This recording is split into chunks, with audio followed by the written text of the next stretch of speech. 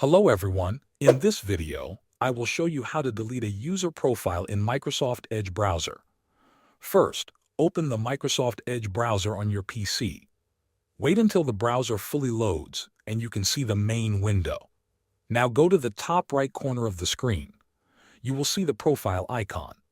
It may show a picture, initials, or a small circle. Click on that profile icon.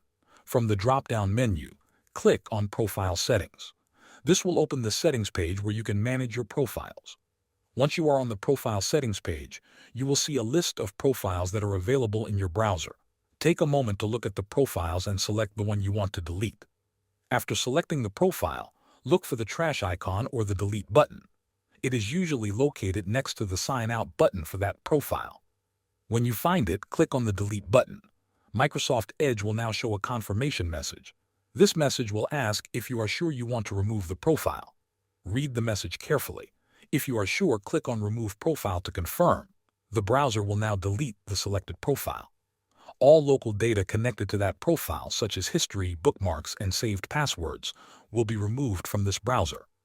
Thanks for watching.